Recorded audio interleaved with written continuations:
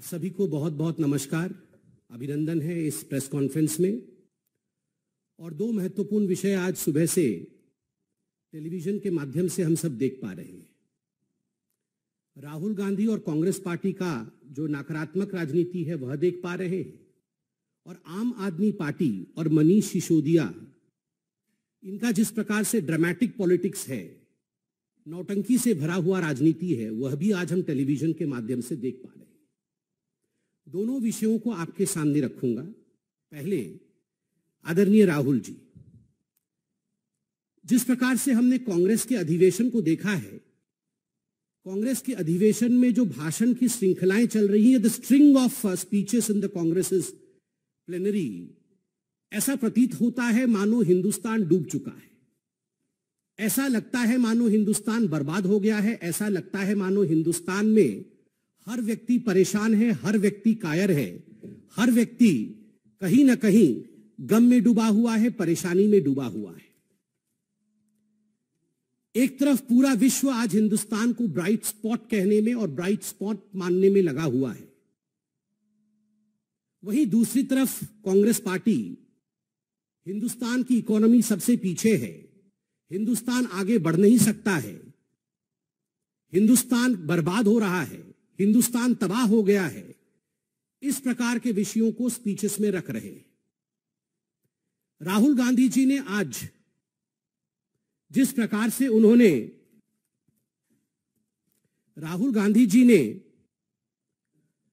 प्रकार से अपने भाषण में जम्मू कश्मीर के विषय में कहा है,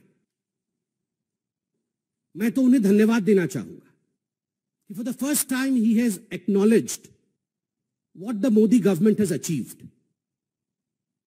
राहुल गांधी जी जम्मू कश्मीर पहुंचते हैं अपने भारत जोड़ो यात्रा में, और इस यात्रा में जम्मू कश्मीर में वो चारों तरफ तिरंगे झंडे देखते हैं, चारों तरफ उनको लहराता हुआ तिरंगा दिखता है। तो ये जो क्रेडिट है, ये क्रेडिट किसकी है? यह सवाल उठता है कि जिस जम्मू कश्मीर में पहले कोई तिरंगा नहीं लहराता था, इस प्रकार के स्टेटमेंट कांग्रेस के नेता देते थे। आर्टिकल 370 को छू के दिखाओ, तिरंगा को हाथ लगाने वाला कोई नहीं होगा, इस प्रकार के स्टेटमेंट कांग्रेस के सहयोगी और उनके नेता देते थे। आज अगर उसी जम्मू कश्मीर में कांग्रेस पार्टी को हजारों हजार तिरंगे दिख रहे हैं, तो स्वाभाविक रूप से इसके पीछे क्या कारण है, इसकी चिंतन भी राहुल गांधी को करना होगा। राहुल गांधी जी ने आज अपने भाषण में, अपने वक्तव्य में कहा कि terrorist infested Pulwama and terrorist infested places in Jammu Kashmir, Anantnag etcetera, वहां पर आज मैंने तिरंगा देखा। प्रश्न उठता है, किसके कारण टेररिज्म वहां पनपा? What was the reason as to why? What was the policy as to why we had terrorism in these areas which Rahul Gandhi today acknowledged were terrorist infested areas? And what was the reason as to why these areas today are peaceful? These areas show unity. These areas bring about development. And that's the reason as to why people have taken up Tiranga. आज अगर लोगों ने तिरंगा अपने हाथ में उठाया हुआ है, अगर लाल चौक में तिरंगा है, इसके पीछे का कारण सुशासन जो आदरणीय प्रधानमंत्री नरेंद्र मोदी जी की सरकार ने जम्मू कश्मीर को दिया है, वह है। आज जम्मू कश्मीर के विषय में बोलते हुए राहुल गांधी जी ने कहा कि प्रधानमंत्री लाल चौक में गए थे झंडा फहराने के लिए। बिल्कुल सही कहा। 1992 में जब आपकी सरकार थी, उसमें प्रधानमंत्री जी झंडा फहराने गए थे, सक्सेसफुली उन्होंने झंडा फहराया था। डिस्पाइट ऑल द चैलेंजेस, चुनौतियों के बावजूद लाल चौक में झंडा फहराया था, और उसी समय संकल्प लिया था कि भविष्य में हिंदुस्तान में ऐसा कोई स्थान नहीं होगा जहां हम धड़ल्ले से तिरंगा न फहरा सके। और शायद इसी अनुभूति के कारण प्रधानमंत्री नरेंद्र मोदी जी ने हर घर तिरंगा, इस कार्यक्रम को भी अंजाम दिया, और जम्मू कश्मीर में हमने लाखों तिरंगे हर घर तिरंगे के अंतर्गत देखा, और वही राहुल गांधी जी की भी अनुभूति रही। तो कहीं ना कहीं उन्होंने धन्यवाद दिया है to the Narendra Modi government. China के विषय में राहुल गांधी जी ने कहा, मुझे तो आश्चर्य लगता है। राहुल गांधी जी ने कहा कि कमजोर देशों को मारना और शक्तिशाली देशों के आगे झुक जाना। The first clarification that Bharatiya Janata party would demand out of Congress party is, ये कमजोर देश ऐसे कौन है जिनको भारतीय जनता पार्टी की सरकार मार रही है? क्या वो पाकिस्तान को कमजोर देश मानते हैं? It's a terrorist state. Pakistan had sent terrorist to India, unleashed mayhem in India. Pakistan ने आतंकवाद को भारतवर्ष में प्रवेश करने का मौका दिया और जम्मू कश्मीर में अशांत वातावरण पैदा करने के लिए अगर कोई जिम्मेदार था तो वो पाकिस्तान है। इसलिए यह कहना कि कमजोर देशों को मारना, यह मानसिकता दिखाता है राहुल गांधी और कांग्रेस पार्टी का कि क्या कारण रहा है कांग्रेस पार्टी का। उन्होंने पीछे भी in the यस्टर months and years उन्होंने सर्जिकल स्ट्राइक और एयर स्ट्राइक के विरोध में कहा था और आज भी कहा कि कमजोर देशों को मारना। और जहां तक शक्तिशाली देशों के आगे झुकने का सवाल है, झुकते हुए तो हमने एके एंटोनी साहब को पार्लियामेंट में 2013 में अपने वक्तव्य, अपने स्पीच के दौरान देखा था। 2013 में जब एके एंटनी ने बतौर रक्षा मंत्री पार्लियामेंट के पटल पर अपने स्पीच को रखा था, तो आप देख सकते हैं आज भी इंटरनेट पे, आज भी लोग गूगल में ये मौजूद है। एके एंटनी कहते हैं कि I will not be hesitant to accept the truth.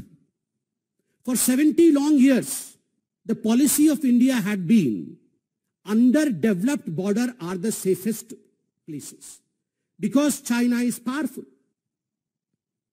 China को भारत में डेवलप्ड बॉर्डर पसंद नहीं है, इसलिए 70 वर्षों तक हमने अपने बॉर्डर को डेवलप नहीं किया, उसे अंडर डेवलप्ड रखा। इसको मानने से मैं हिचकिचाता नहीं हूं। यह भारत के रक्षा मंत्री एके एंटनी ने 2013 में सदन के पटल में अपने वक्तव्य में रखा था। इससे बड़ा एक्नॉलेजमेंट कावड़ाइज का तो और हो नहीं सकता है। इससे बड़ा एक्नॉलेजमेंट कि हम डेवलपमेंट नहीं चाहते हैं क्योंकि इससे चाइना नाराज हो जाएगा, यह तो राहुल गांधी जी के सरकार के समय उनके मंत्री ने कहा था। मगर आज मैं सल्यूट करता हूं इंडिया की आर्मी को और हिंदुस्तान की सरकार के जज्बे को कि दोनों ने मिलकर जिस प्रकार से, चाहे वो डोकलाम स्टैंड ऑफ हो या चाहे उसके बाद की कोई भी परिस्थिति हो, हिंदुस्तान ने अपने संप्रभुता की रक्षा जिस प्रकार से किया है, उसके लिए आर्मी, हमारे जवान और जो शहीद हुए हैं उनको बहुत बहुत सलाम है। डोकलाम के समय जब हमारे जवान अड़े हुए थे, जब स्टैंड ऑफ चल रहा था, उस समय ये गांधी परिवार पूरा का पूरा कुनबा टेंट के नीचे चाइनीज ऑफिशियल्स से मिल रहा था, जिसमें राहुल गांधी भी सम्मिलित थे। केवल इतना ही नहीं, 2008 में सोनिया जी और राहुल गांधी जी ने जाकर शी जिनपिंग के साथ, चाइना के कम्युनिस्ट पार्टी के साथ जिस प्रकार का करार किया था, जिस प्रकार का मेमोरेंडम ऑफ अंडरस्टैंडिंग किया था, यह भी हम सब ने सचित्र देखा है। We have seen this with pictures. Rajiv Gandhi foundation, जो इनके परिवार का फाउंडेशन है, उस फाउंडेशन में करोड़ों रुपए चंदा चाइना से लेने का काम गांधी परिवार ने किया है। यह सब भी हमने देखा है। इसलिए कौन कमजोर है और कौन शक्तिशाली है, ये राहुल गांधी बताना बंद करे। जहां तक the interests of India is concern, जहां तक भारत की संप्रभुता और भारत का विषय है, आज हिंदुस्तान नरेंद्र मोदी जी के प्रधानमंत्री काल में एक सक्षम देश है जिसने अपने आर्मी को फ्री हैंड दिया हुआ है। बंधुगण, वैसे कभी कभी तो राहुल गांधी के मुख से भी सत्य निकल ही जाता है।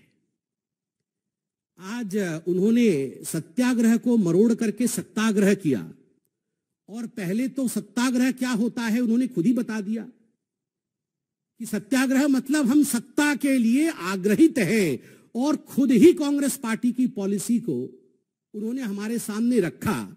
बाद में शायद किसी ने बगल से इशारा किया कि अरे राहुल जी आपने गलती किया है, तो तुरंत उन्होंने उसे अमेंड करने की कोशिश की, मगर एक पल के लिए तो सत्य उनके मुख से निकल ही गया।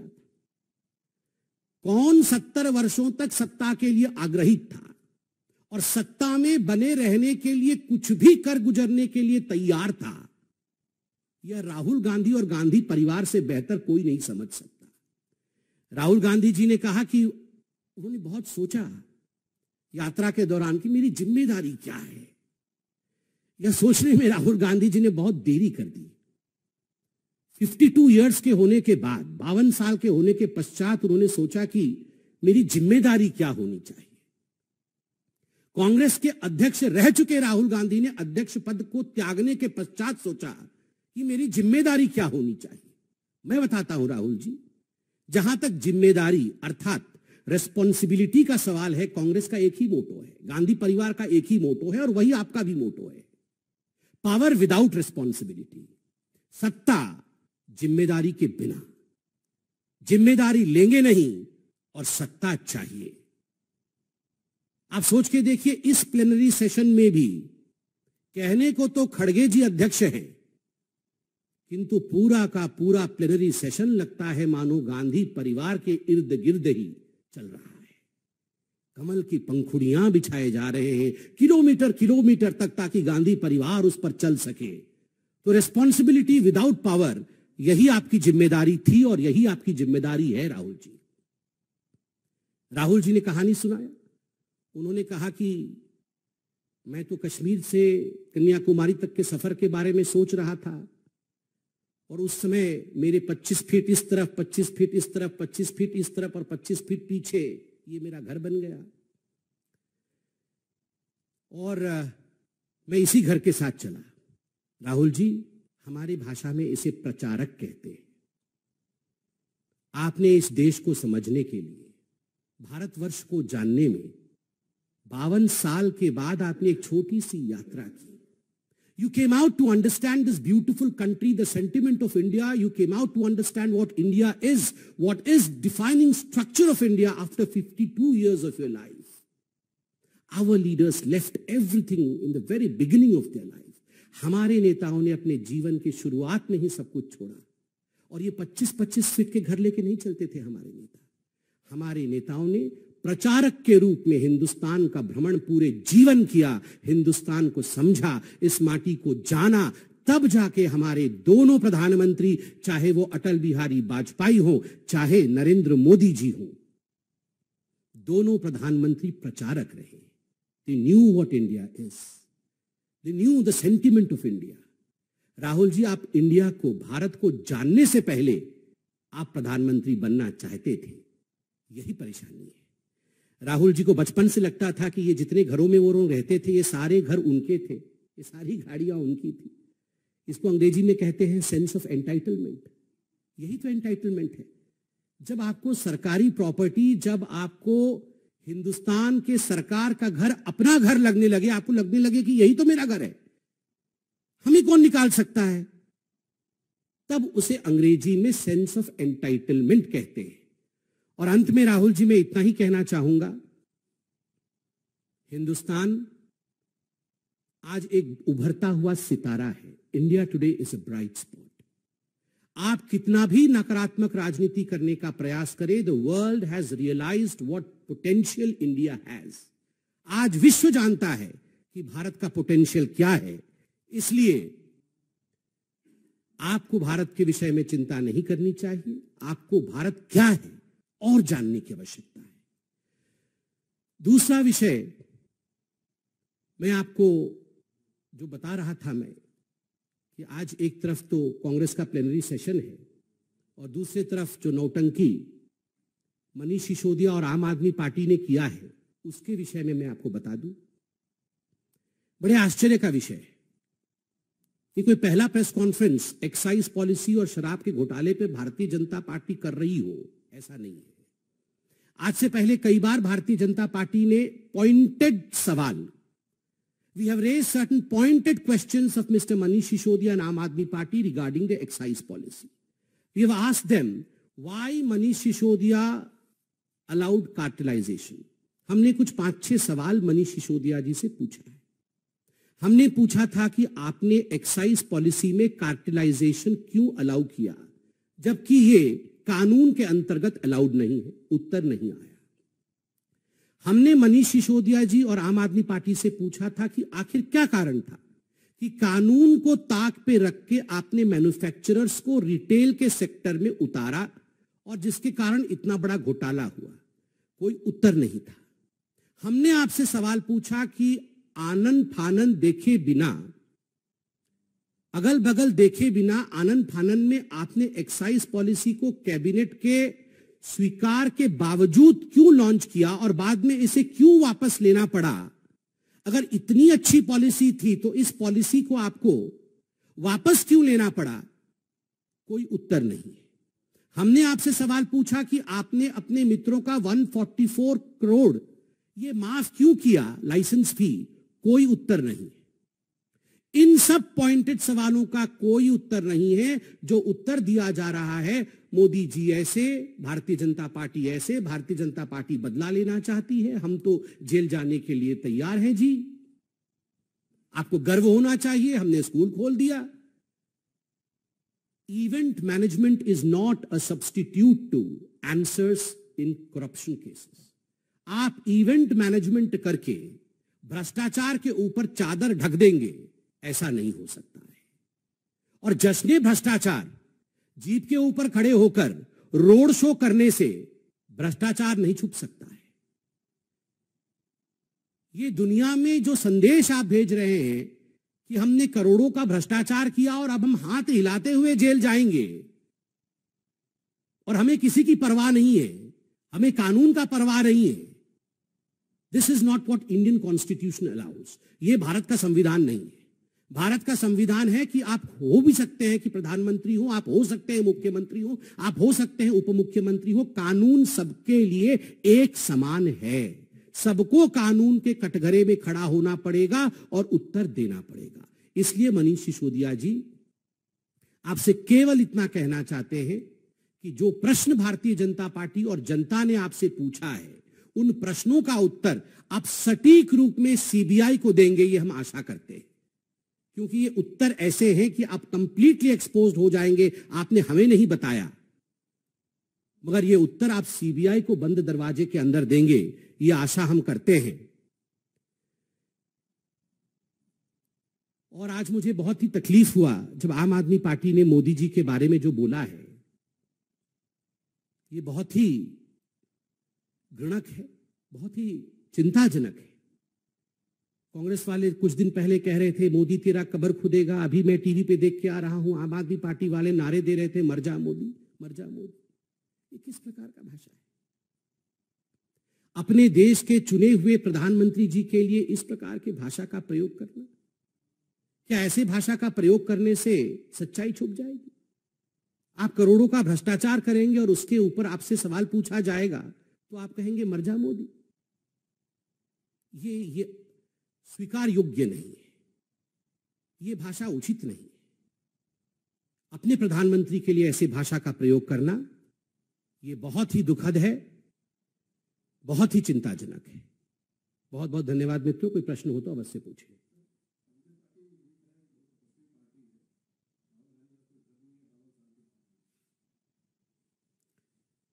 देखिए, आजकल राहुल गांधी जी में तपस्वी बनने का एक शौक है, बीच बीच में उनको शौक आता है, खाट यात्रा करना, लॉन्च होने के नए नए तरीके हैं।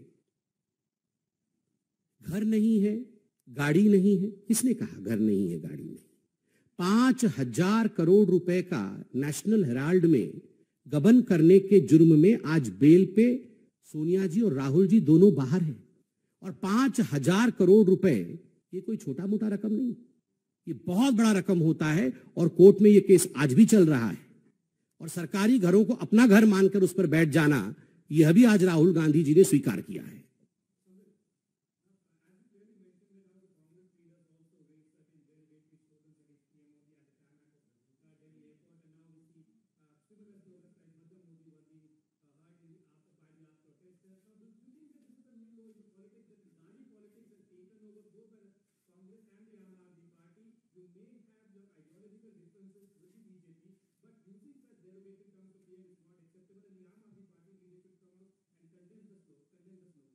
No, of course, this is abysmally low.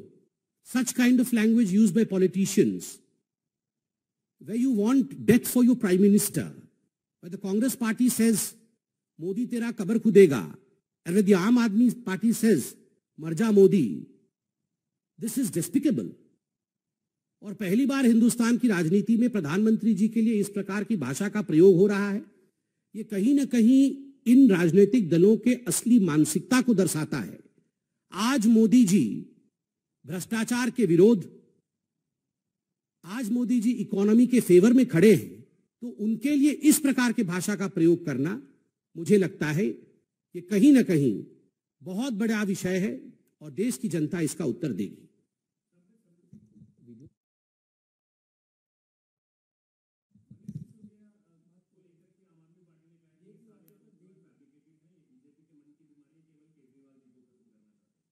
फिर से प्रश्न दोहराएंगे?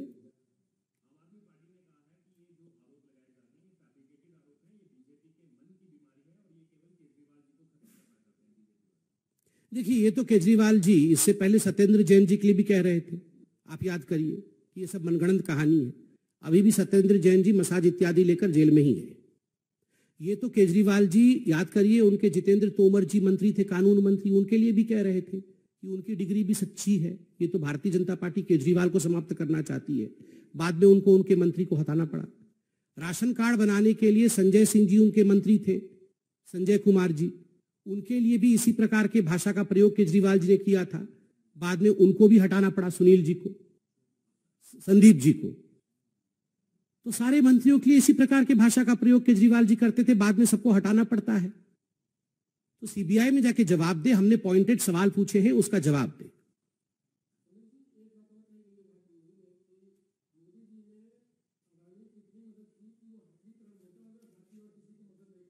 जो विषय सुप्रीम कोर्ट में है उस पर मैं कोई टिप्पणी अभी फिलहाल नहीं करना चाहूंगा। बहुत बहुत धन्यवाद।